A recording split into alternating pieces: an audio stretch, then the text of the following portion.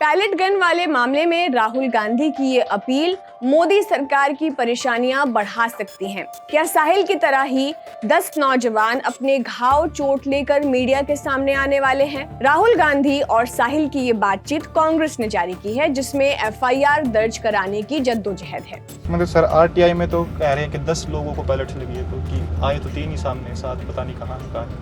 Any other students who got shot by pellet guns should not be scared. You should come out because it's important that people know what has happened. इसी बीच साहिल राहुल गांधी से कहते हैं कि एक नहीं 10 लोगों को पैलेट गन लगी है।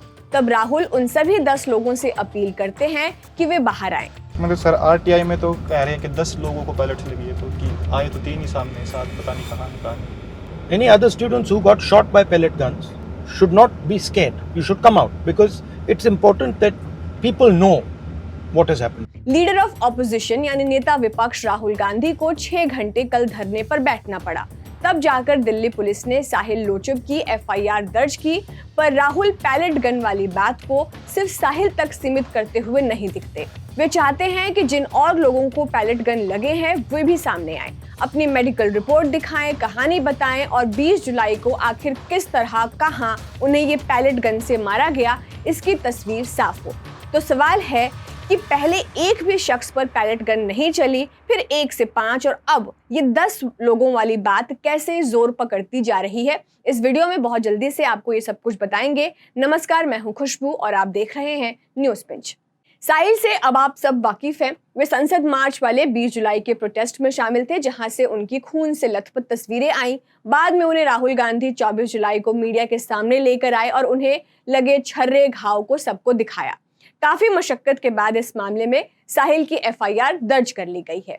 एफआईआर अज्ञात लोगों के खिलाफ दर्ज हुई, पर यह इकलौती घटना उस दिन की नहीं है। राहुल गांधी ने 10 लोगों से ऐसी ही अपील कर दी है। उनका जिक्र एक आरटीआई के यानी राइट टू इंफॉर्मेशन के हवाले से सामने आया था। 10 अगस्त की बात है। टीएमसी के राज्यसभा सांसद हैं साकेत गोखले।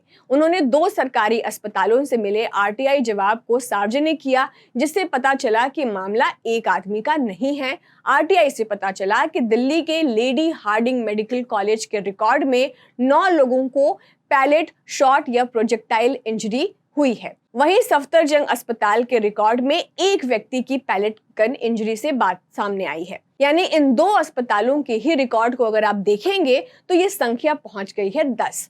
साकेत गोखले का दावा था कि इससे पहले 5 लोगों की ही पैलेट इंजरी की जानकारी आई थी, लेकिन अस्पतालों के रिकॉर्ड के बाद ये संख्या कम से कम 10 है।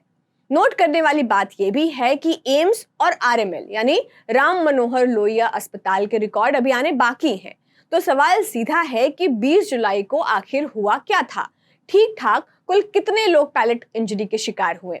क्योंकि पुलिस की तरफ से पैलेट गन के इस्तेमाल से इनकार किए जाने की बात सामने आई थी, लेकिन दूसरी तरफ जो हॉस्पिटल के रिकॉर्ड्स हैं उसमें पैलेट, शॉट या प्रोजेक्टाइल इंजरी दर्ज है।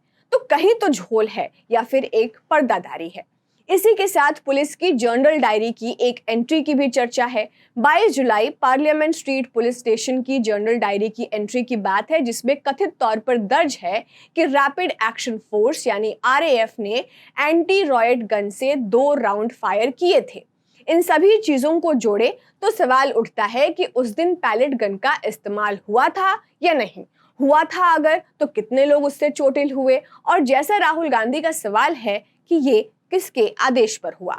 हालांकि यहाँ एक बात साफ करना जरूरी है, आरटीआई में पैलेट या प्रोजेक्टाइल इंजरी दर्ज होने की बात तो है, पर यह अपने आप में साबित नहीं करता कि हर व्यक्ति को दिल्ली पुलिस की पैलेट गन से ही चोट लगी है। ये जांच का विषय है। लेकिन इतना तो सवाल जरूर होगा कि दिल्ली पुलिस ने अगर ये पैलेट या फिर प्रोजेक्टाइल नहीं चलाए तो फिर चलाए किसने? क्योंकि मामला बहुत गंभीर और नाजुक है। साहिल लोचब 19 साल के हैं। उनका आरोप है कि 20 जुलाई के प्रदर्शन के दौरान उनकी दाईं आंख में पैलेट लगी। इससे उनकी आंख में गंभीर चोट आई। कॉर्निया में परफोरेशन की बात है और उनकी आंख की रोशनी हमेशा के लिए खोने की भी आशंका है। अब एफआईआर दर्ज हो चुकी है, इसलिए आगे जांच में ये साफ होना जरूरी है कि ये छर्रे किस हथियार से चलाए गए और चोट किन परिस्थितियों में लगी। वैसे पैलेट गन पर यह विवाद भारत में नया नहीं है और जिस पैलेट गन को लेकर आज राहुल गांधी केंद्र की मोदी सरकार से सवाल पूछ रहे हैं, भारत में इसका क्राउड कंट्रोल के लिए इस्तेमाल मोदी सरकार से पहले शुरू हुआ था। पैलेट गन भारत के क्राउड कंट्रोल सिस्टम में 2009-10 के आसपास आई थी। उस वक्त केंद्र में यूपीए की सरकार थी। मनमोहन सिंह प्रधानमंत्री थे और पी चिदम्बरम गृह मंत्री। क्यों शुरू हुआ था पैलेट गन का इस्तेमाल, ये भी समझ लीजिए। तब जम्मू कश्मीर में हिंसक प्रदर्शन होते थे। सुरक्षा बलों के सामने भीड़ को कंट्रोल करने का चैलेंज था। लाठीचार्ज और आंसू गैस कई मामलों में जब नाकाफी साबित होते, दूसरी तरफ सीधे गोली चलाने पर जान जाने का खतरा होता।